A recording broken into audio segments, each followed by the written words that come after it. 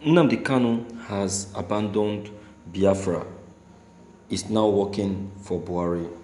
Uwazuirike raised alarm. The leader of the outlawed indigenous people of Biafra IPOB, Nnamdi Kanu, has been accused of working for the federal government of Nigeria led by President Muhammad Buhari. Nigerian news reports that the IPOB leader was accused of working for Buhari by the founder of the Movement for Actualization of Sovereign State of Biafra Maso, Professor Ralph Uwazuirike. Uwazuirike accused Kanu in an online interview monitored on YouTube, where he threw his weight behind the decision of Rivers Governor Ñdøñēd to reinforce the ban on the activities of IPOB.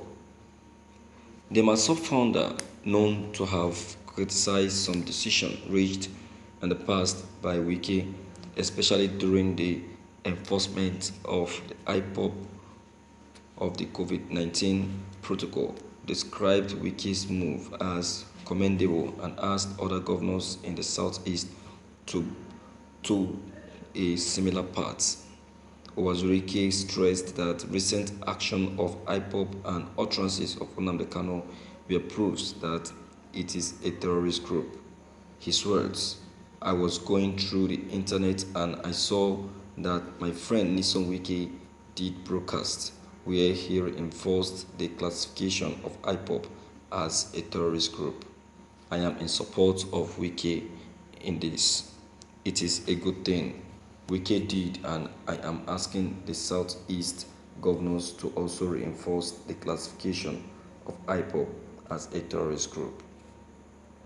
The other day, I was speaking to the World Igbo Congress in Europe, and I told them that someone says it is not a terrorist group and you are killing people, asking people to kill soldiers, policemen, burn houses, and kill the leaders of Ohanese Igbo.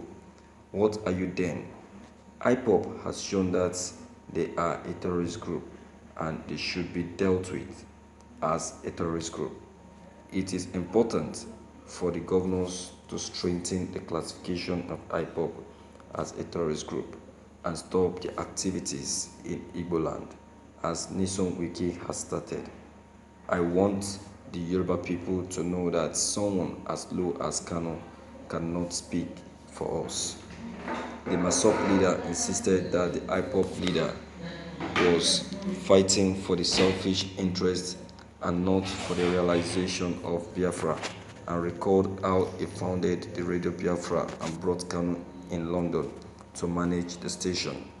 But he said Kanu betrayed the struggle when he was recruited by the Secret Service to work for the federal government and derail the activities of Masop. Uwazuirike said, "If IPOB is fighting for Biafra, I should be the happiest for its cause. They are helping in facilitating the realization of Biafra." Not many people know how Nnamdi Kanu came into the picture. Not many people knew that Nnamdi Kanu was picked up by me in 2009. Not many people knew that I went to London and opened Radio Biafra in London. Not many people knew at what stage the DSS came in and snatched Nnamdi Kanu from me. Kanu was not the only person DSS took away from me to do a yeoman job for them. The first was one Ambrose Anyeso, who was detained with me. They called him out and promised him heaven and earth to work against me to bring the struggle down. He agreed with them cause two of us were detained at underground facility in Abuja for 6 months. When they came out, Anyeso told me everything but said he would not do that. The next person they approached was Arinze Agbani. They all refused because they were my lawyer colleagues. When I opened Radio Biafra in London, they approached me. I knew when Nnamdi Kanu went to Abuja from London. Since then, he started working for them. Not many of his members know that Nnamdi Kanu is not working for Biafra. They don't know. Those that are harassing people and insulting me don't know that the so-called supreme leader is not working for them. But one day, the truth will come out. The Masop leader said he was disturbed that many youths in Igbo land had been mowed down in their prime because of activities of Kanu, added that the IPOP leader was using the youths to attack the federal government because he had fallen out with the government, insisting that he was on a mission to instigate riots to destabilize the country. Uwazuirike also condemned the destruction of properties and the invasion of the Oba's palace in Lagos, but swore that no Igbo person was involved in the mayhem, as claimed by Kanu. Thank you for listening to this news. My viewers, with every level of seriousness, I will tell you people now that Uwazuirike is biased. He's saying all these things about Nnamdi Kanu simply because of the beef they both have. And he's also saying all these things because Nnamdi Kanu has been recognized as the man in charge of Radio Biafra. So he's doing all that he could to bring down Nnamdi Kanu. How did he know? How did he know that Nnamdi Kanu is working for Buhari? You can see.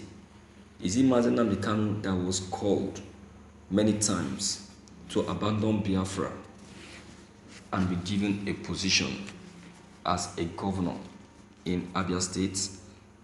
Is it Nnamdi Kanu that was deceived many times that he should lead the struggle and come into government and he will be given a position in the Senate?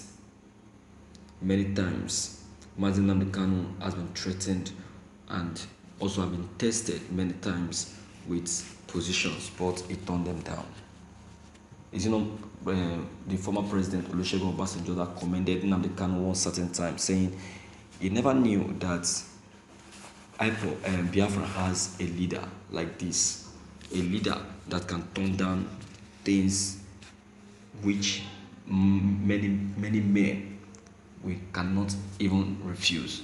That he was surprised when he discovered that Nnamdi Kanu could come down a very sweet position in the government office just because of the Biafran struggle.